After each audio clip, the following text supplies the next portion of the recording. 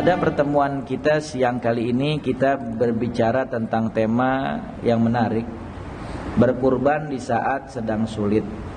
Orang yang berkurban saat dia dalam keadaan harta banyak saja, maka akan memperoleh karunia yang besar dari Allah Subhanahu wa taala, apalagi orang yang berkurban saat lagi sulit.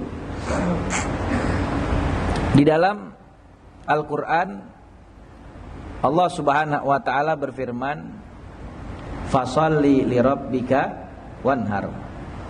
Dan salatlah kamu menghadap Allah Subhanahu wa taala. Ai salat li'idil adha. Salat yang dimaksud di dalam ayat tersebut adalah salat Idul Adha. Wanhar ai inharil udhiyah, dan alirkanlah darah. Maknanya sembelihlah kurban. Maka di dalam Al-Quran Allah Subhanahu wa ta'ala sudah menegaskan kepada kita anjuran untuk berkurban. Dan berkurban ini bukan hanya sekedar bagi orang yang memiliki banyak harta, tapi di saat kita dalam keadaan tidak memiliki banyak harta pun kita tetap dianjurkan untuk berkurban.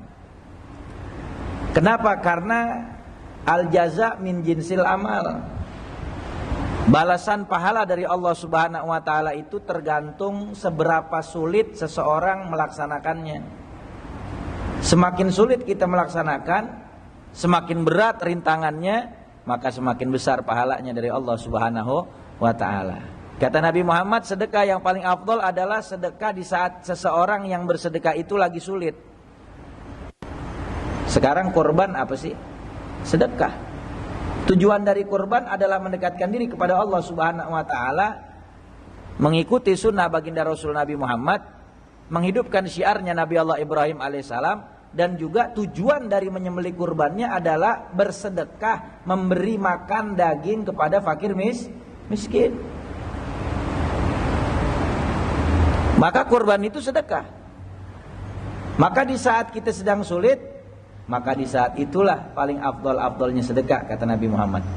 Wabda biman ta'ul, dan kata Rasulullah, mulailah kamu berbagi sekalipun kamu sedang dalam keadaan sulit, yang lebih dulu kepada orang yang lebih dekat dengan kamu. Yang kurban lagi banyak harta, cakep. Yang kurban lagi pas-pasan juga cakep. Yang kagak cakep, yang kagak kurban. Jadi kalau ada yang sedekah, yang kurban lagi banyak harta, bagus. Kenapa dikatakan bagus? Karena Nabi bilang, khairu sedekah am dhahrin gina. Sebaik-baik sedekah dari orang yang berkecukupan harta, dari orang yang memiliki harta. Kenapa kok dikatakan orang yang banyak harta ketika dia bersedekah, dia berkurban bagus? Karena pada saat itu dia sedang melawan nafsunya dia.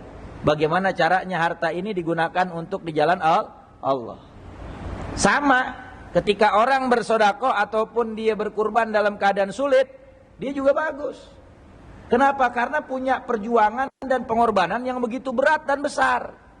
Maka dia punya pahala yang besar di sisi Allah Subhanahu wa taala. Makanya kalau kita bisa berkurban di saat kita lagi sulit, apalagi kita baru kelar masa-masa pandemi nih, ya, lagi mulai merangkak lagi nih ekonomi kita, yang mungkin tadinya banyak yang pada nganggur atau mungkin banting setir dan lain sebagainya. Maka di saat ini kita berkurban, maka punya pahala yang besar di sisi Allah Subhanahu wa taala.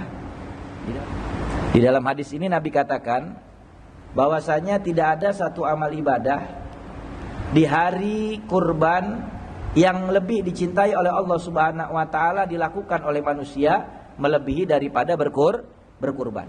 Makanya orang berkurban punya pahala yang besar. Allah bakal limpahkan karunia, rahmatnya, ampunannya, dan Allah Subhanahu wa taala akan gantikan hartanya yang dia infakkan di jalan Allah Subhanahu wa taala. Cuman banyak di antara kita yang enggak paham. Dia pikir apa? Orang kurban sekali udah cukup deh.